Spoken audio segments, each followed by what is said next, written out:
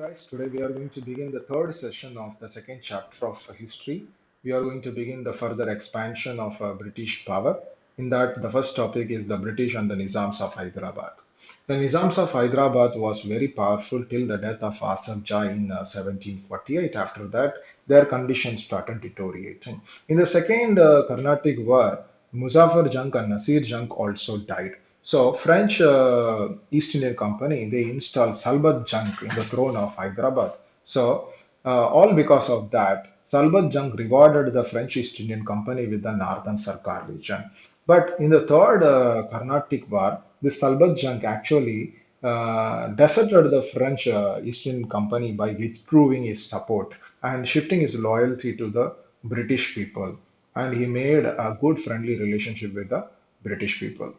In 1795, when Marathas were attacking the Hyderabad, Nizam was seeking the help of the British people, but then Governor General John Shore he refused to help him because of the non-intervention policy. So all because of that, in Karda he was defeated by the Marathas, and he had to sign a treaty with the Marathas. All because of that, he lost a large territory to the Marathas. So all because of that, he got angry, and because of the frustration, he changed his loyalty to the French people once again.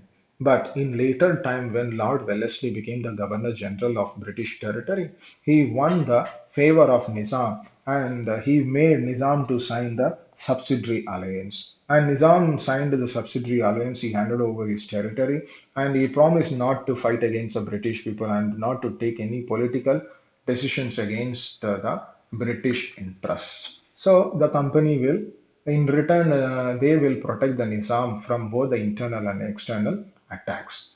Next one, Marathas and Mysore.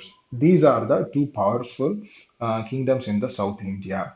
So first, let us see about the Marathas. Marathas are of five clans: Peshwas, Gaekwadas, Holkars, Bhonsle, and Scindias. All the five clans were very powerful, and but they are having a difference that who is more powerful among themselves. Using this difference, taking an advantage, British people played a political game, and that became the reason for the first Anglo-Maratha War in 1775 and 1782. In that, they didn't gain anything. But in the Second Maratha War, between 1803 to 1806, British successfully divided the Marathas and weakened the Marathas. And after that, Peshwa Bajirao too, he was trying to organize the Marathas. This one alarmed the Britishers, and that became the reason for the Third Anglo-Maratha War in 1817 and 1818. And in that, Marathas were defeated by the English troops, and Peshwa Bajrao was pensioned and disposed to Bitur near Kanpur. And after that, all the Maratha clans, chief clans were made forcefully sign the subsidiary alliance.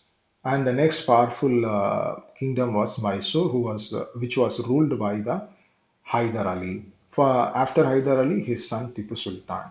Their way of expanding their territory actually alarmed the Britishers, which became the reason for the four Anglo-Mysore wars. The first Anglo-Mysore war was fought by Hyder Ali in 1767 to 69. He won the British force. And the second Anglo-Mysore war was fought between 1780 and 84. This time, Hyder Ali was died in the battlefield. So Tipu Sultan carried forward the battle, and till the peace treaty was signed, he carried over it. And the third Anglo-Mysore war was, third Anglo-Mysore war was fought between 1790 and 92. This time, the reasons were Tipu Sultan was very friendly to the French people. Second one, he is restricting the spice trade of English people.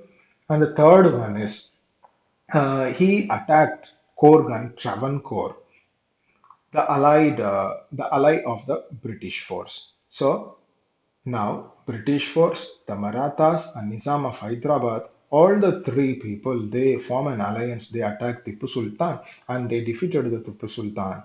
And grabbed large territory of Tipu Sultan and they divide the territory among themselves. And they took two sons of Tipu Sultan as their hostage. And Fourth Anglo-Mysore War held in 1799.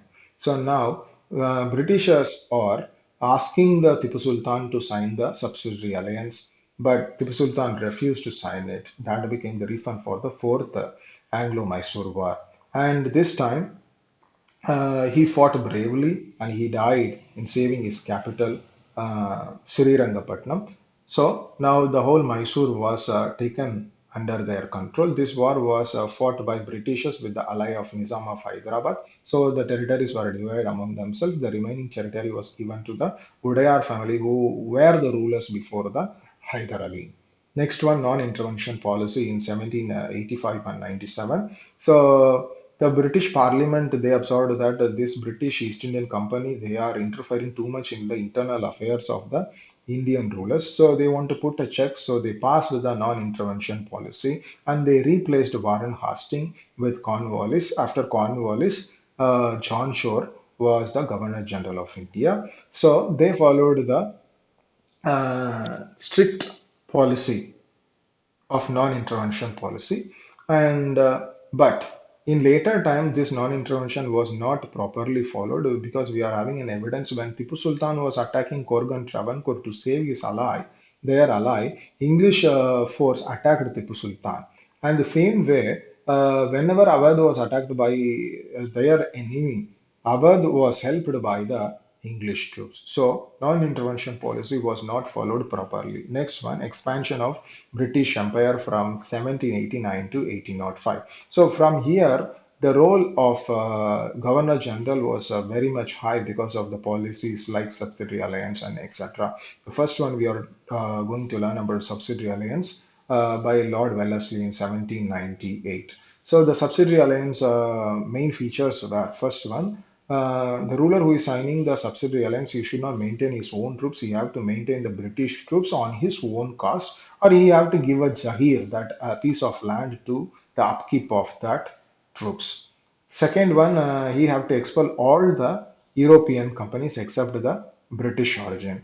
And the third one, he have to maintain a British resident, a British officer will stay in his court and he will monitor and he will intervene in the administration process. And the fourth one, even the foreign relation, uh, even the foreign relation, he have to take the consultation, he have to take the advice of the British resident. So all his power was went away. And in return, the British government will save the ruler from all the internal and external attacks. So, this subsidiary alliance was totally more benefitable for the English East Indian Company, not the rulers, because rulers lost their territory, their power, their revenue, and their troops, and their decision making capacity, everything they lost. And without the income, now their treasury is also started depleting. The first ruler to sign the subsidiary alliance was Nizam of Hyderabad in 1798, and followed by Nizam of Nawab of Awadh and Carnatic in 1801, and followed by that Peshwa Bajrao too by Treaty of Basing in 1802. After that, all the other Maratha clans they signed the Treaty of uh, Subsidiary Alliance. And next one, spread of British power between 1805 and 1848. Now, Lord Dalhousie is coming into the scene. So, before the Third Maratha War, Treaty of Amritsar was signed between Ranjit Singh and the British government. So, with that, British government won't interfere in the territory.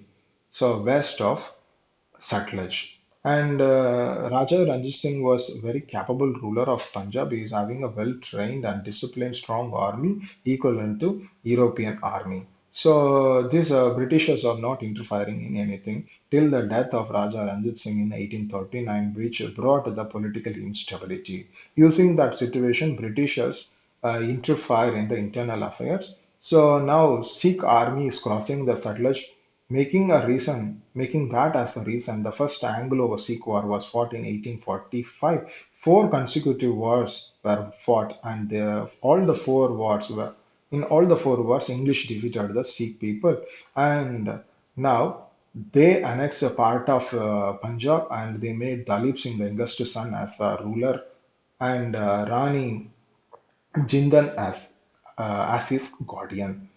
But later, when Rani Jindan is showing the hostile attitude against English people, that became the reason for the Second Anglo-Sikh War. Now, this Second Anglo-Sikh War is between 1848 and 49. This time, uh, they annexed Punjab totally in 1849, and they exiled Rani Jindan. Am I right? Yeah, Rani Jinda. And they pensioned the ruler Dalip Singh, young King Dalip Singh, and they sent to England. The last one is expansion from 1848 to 1856. So this time the Lord Dalhousie is having two instruments called Doctrine of Lapsi and Misgovernance. Doctrine of lapse is rulers who signed the subsidiary alliance. If they are not having a legal son, they cannot adopt a son without the prior permission of the Britishers. If suppose he died without a son, without getting a prior permission of Britishers to adopt a son, then his territory will automatically annexed by the British people. By that way, they annexed Satra in 1848, Jaitpur and Sambalpur in 1849, Nagpur and Jhansi in 1854. The last instrument is misgovernance. It is based on the Nawab's wealthy life, misrule, and his hesitation in carrying out the reforms directed by the English people. So, on that basis, Awadh was annexed in 1856. By the mid of 19th century, most of the part of India was under the control of English East Indian Company, and because of that, they exploit Indian economy, Indian territory, and Indian resources. By this, the class is over. Thank you, class.